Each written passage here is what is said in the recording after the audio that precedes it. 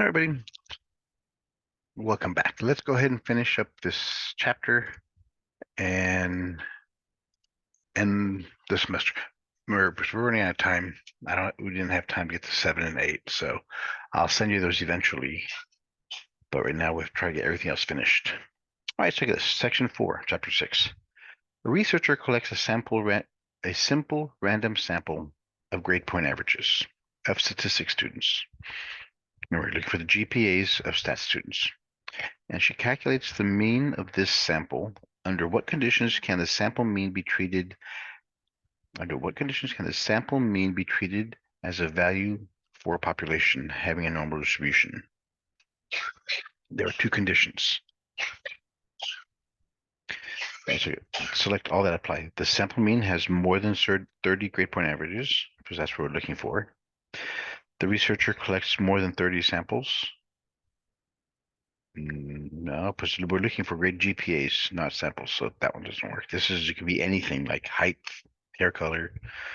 If the population of statistics students has a normal distribution, no, we're looking for grade point averages. If the population of grade point averages has no, yeah, so it's A and D.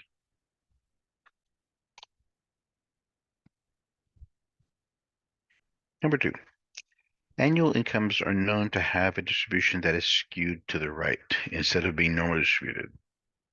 Assume that we collected a large, greater than 30, random sample of annual incomes.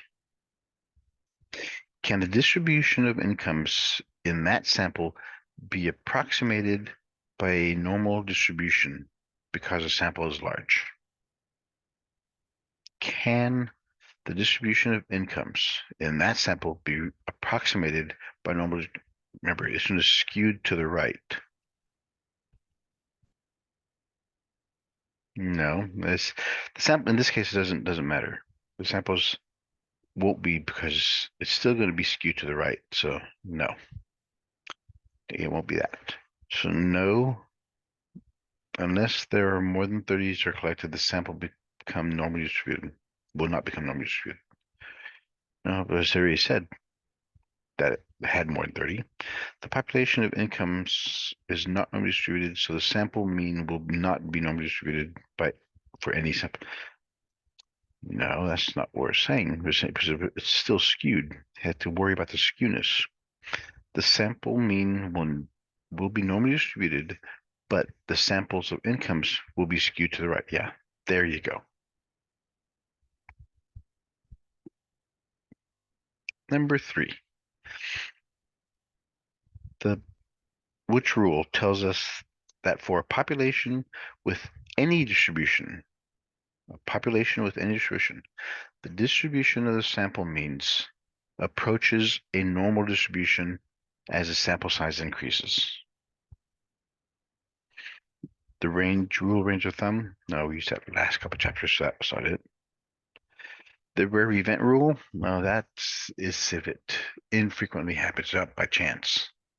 So that's not it. Central limit theorem, yes, that's by definition what it is. Not that. So it's the central limit theorem.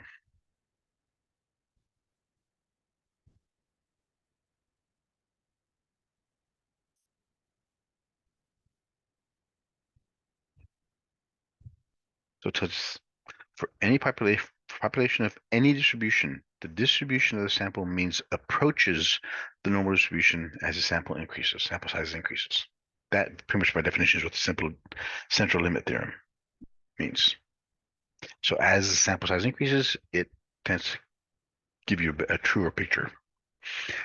Which of the following is not a conclusion for the central limit theorem? Is not.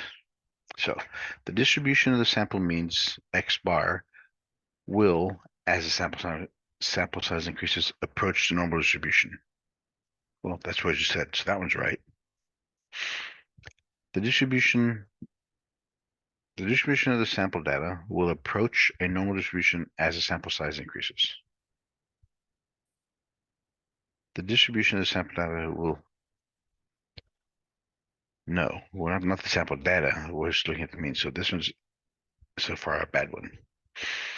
The mean of all samples means the mean of all sample means is a population mean.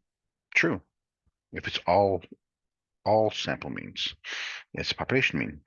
The standard deviation of all sample means, standard deviation of all sample means is a population standard deviation divided by the square root of n. Yeah, we'll look at that in this chapter. So the only one that's not good is this one. The rest of them work. Number 5, fill in the blank. The blank, which one of these, states that if under a given assumption, the probability of a particular observed event is exceptionally small, such as less than 0.05, we conclude that the assumption is probably not correct. If under a given assumption, the probability of a particular observed event is exceptionally small, such as, for example, like less than that. No. Okay, so it's not the central limit theorem. Rule of, that's what last, and it's not this one, the 5% guideline for cumbersome calculations. Position is saying we're looking at sample size less than, so it is the rare position where it happens less than some small number, less than 5%, 5% or 4%. So it's the rare rule event. All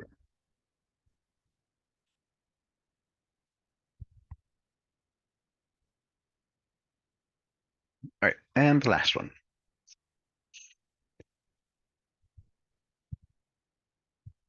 Assume that females have a pulse rate that are normally distributed with a mean of 76.0 beats per minute, standard deviation of 12.5 beats per minute. Computes A through C. So A. So we're saying the mean is 76.0 and the standard deviation of the population is 12.5 beats per minute. If only one is selected, find the probability the pulse rate is between 69 and 83.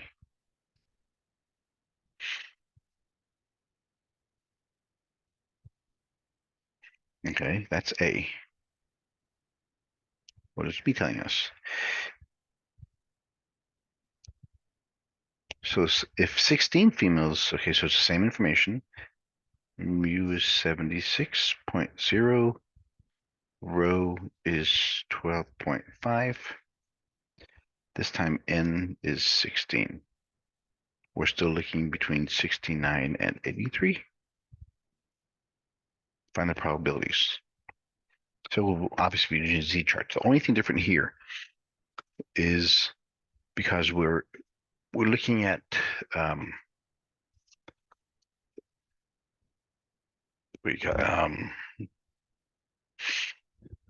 was that name of that one? We're looking for the sample data. The distribution of this R data is approaching a normal distribution. So we're trying to see if it does. All right. So how do we go about this?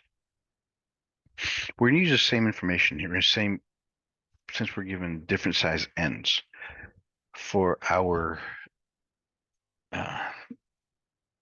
standard deviation aspect, what we have to look at is how does n relate to this whole picture? Remember, as we have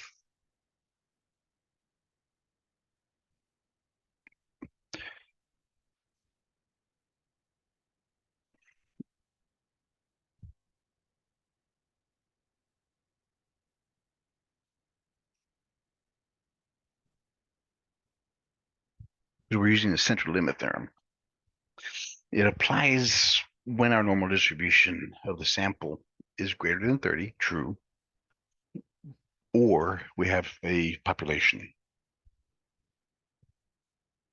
All right, so we have the information of the population. So even though our sample sizes are small, we know our information is from the population because we have the Greek letters. All right. So now for both of these, our means are going to, the population means are going to stay the same. So let's go ahead and begin.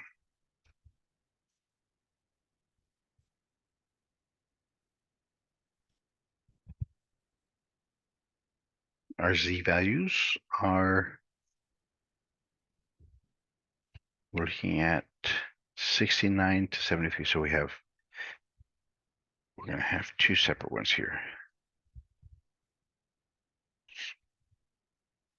So at 69 minus 76 over, the reason we use this because we have 12.5 over square root of 1 is 12.5. So that doesn't change anything. And the upper bound is 83.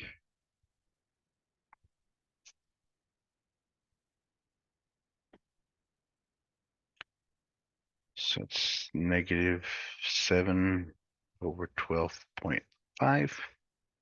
This is positive 7 over 12.5. Negative 0.56. Positive 0.56. So we found these values here. Now we have to look in our Z charts. There's my Z tables.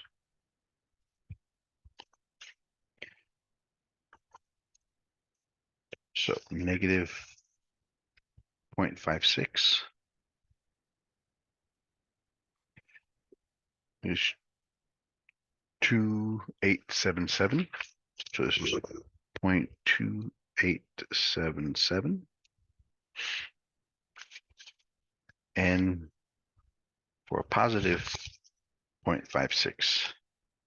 0.56 is 7123.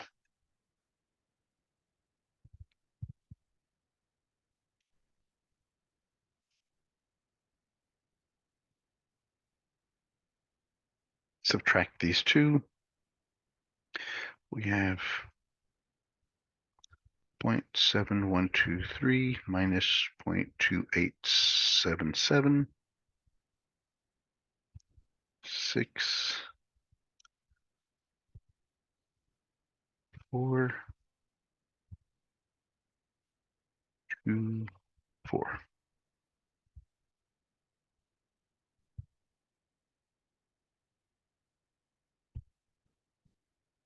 So it's 42.46%. Remember, what we're looking for here is this.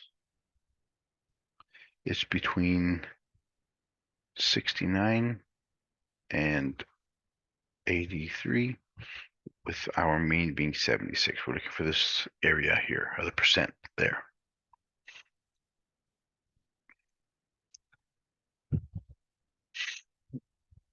All right, now for the same thing with the other one. But now the only thing different here,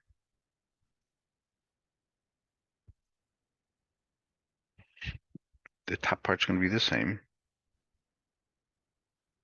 But now our bottom, we use this formula. We have to use over rho x, which is 12.5 over square root of 16, 12.5 over 4, which is 3.125.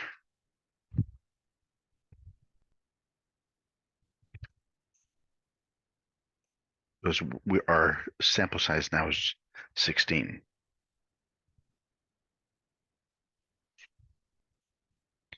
So So we have 83 minus 76 over 3.125. This is going to be negative 2.24. This is positive 2.24. And looking at the z tables, negative 2.24 gives me 0.0125. And the positive one gives me 0.9875. Check that again. 2.24. 975. Yep. Subtract both of those.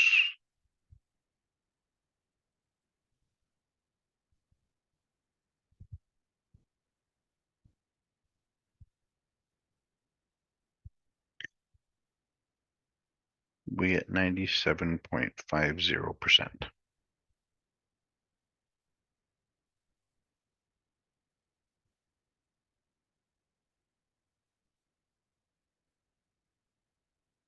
So its probability is 0.4246 or 42.46%. The other one is 0.9750 or 97.5%. Okay, number C. Why can the normal distribution be used in part B, even though the sample size is not? Since the distribution is of a sample means, not individuals, the distribution is a normal distribution for any. No, that's not true. Since the distribution is of individuals, not a sample means. No. No, it's not. The distribution is a normal distribution of any sample size. No. But remember, we have two conditions. It has to be either you have to have information of the population, or it has to be greater than 30. So this is of samples, wrong. Individuals, no, it's got to be the population. Since the mean pulse rate exceeds 30, and distribution of sample means is no. Since the original population has normal distribution, the distribution of sample means is a normal distribution for any. Yeah, we have given that, so it's D. And that's it for that. Good luck, everybody.